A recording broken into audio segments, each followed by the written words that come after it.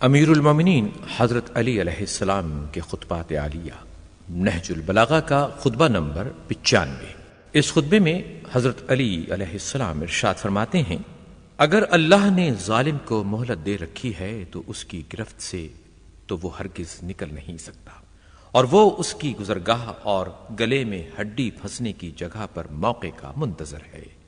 اس ذات کی قسم جس کے قبضے میں میری جان ہے، یہ قوم اہل شام تم پر غالب آ کر رہے گی، اس لیے نہیں کہ ان کا حق تم سے فائق ہے، بلکہ اس لیے کہ وہ اپنے ساتھی کی طرف باطل ہونے کے باوجود تیزی سے لپکتے ہیں، اور تم میرے حق پر ہونے کے باوجود سستی کرتے ہو۔ رعیتیں اپنے حکمرانوں کے ظلم و جور سے ڈرا کرتی ہیں، اور میں اپنی رعیت کے ظلم سے ڈرتا ہوں۔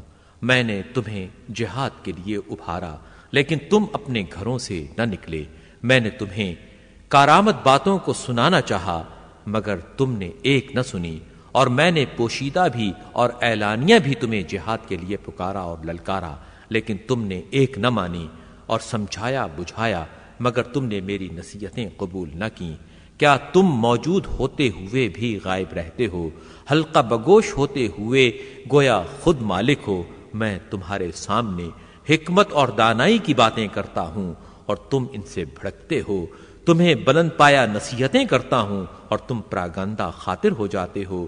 میں ان باغیوں سے جہاد کرنے کے لیے تمہیں آمادہ کرتا ہوں، تو ابھی میری بات ختم بھی نہیں ہوتی کہ میں دیکھتا ہوں کہ تم اولاد سبا کی طرح تتر بتر ہو گئے، اپنی نشست گاہوں کی طرف واپس چلے جاتے ہو، اور ان نصیحتوں سے غافل ہو کر ایک دوسرے کے چکمے میں آ جاتے ہو۔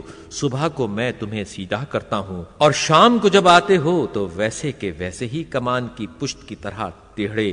سیدھا کرنے والا عاجز آ گیا، اور جسے سیدھا کیا جا رہا ہے وہ لا علاج ثابت ہوا۔ اے وہ لوگو جن کے جسم تو حاضر ہیں اور عقلیں غائب اور خواہشیں جدا جدا ہیں، ان پر حکومت کرنے والے ان کے ہاتھوں آزمائش میں پڑے ہوئے ہیں۔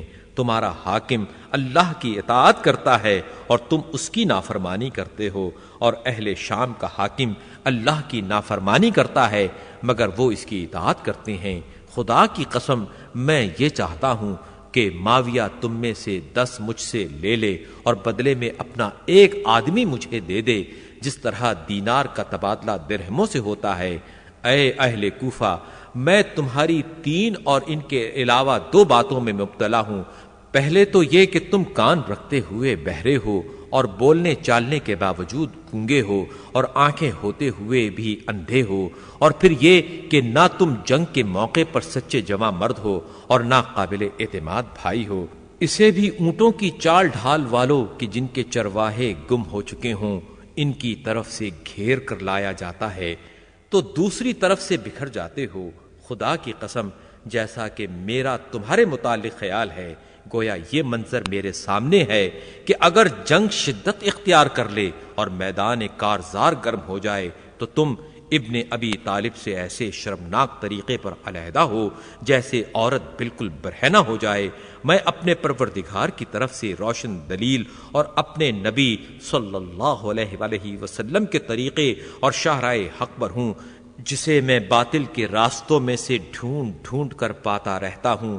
اپنے نبی صلی اللہ علیہ وآلہ وسلم کے اہل بیت کو دیکھو، ان کی سیرت پر چلو اور ان کے نقش قدم کی پیروی کرو۔ وہ تمہیں ہدایت سے باہر نہیں ہونے دیں گے اور نہ گمراہی و ہلاکت کی طرف پلٹائیں گے، اور اگر وہ کہیں ٹھہریں تو تم بھی ٹھہر جاؤ، اگر وہ اٹھیں تو تم بھی اٹھ کھڑے ہو۔ ان سے آگے نہ بڑھ جاؤ ورنہ گمراہ ہو جاؤ گے، اور نہ انہیں چھوڑ کر پیچھے رہ جاؤ ورنہ تباہ ہو جاؤ گے۔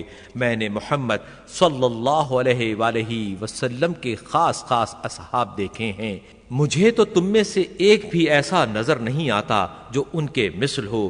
وہ اس عالم میں صبح کرتے تھے کہ ان کے بال بکھرے ہوئے اور چہرے خاک سے اٹے ہوئے ہوتے تھے، جبکہ رات کو وہ سجود و قیام میں کاٹ چکے ہوتے تھے، اس عالم میں کہ کبھی پیشانیاں سجدے میں رکھتے تھے اور کبھی رخسار اور حشر کی یاد سے اس طرح بے چین رہتے تھے کہ جیسے انگاروں پر ٹھہرے ہوئے ہوں، اور لمبے سجدوں کی وجہ سے ان کی آنکھوں کے درمیان پیشانیوں پر بکری کے گھٹنوں ایسے گٹھے پڑے ہوئے تھے۔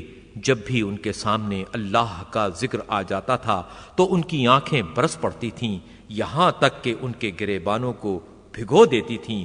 وہ اس طرح کانپتے رہتے تھے جس طرح تیز جھکڑ والے دن درخت تھر تھراتے ہیں، سزا کے خوف اور ثواب کی امید میں۔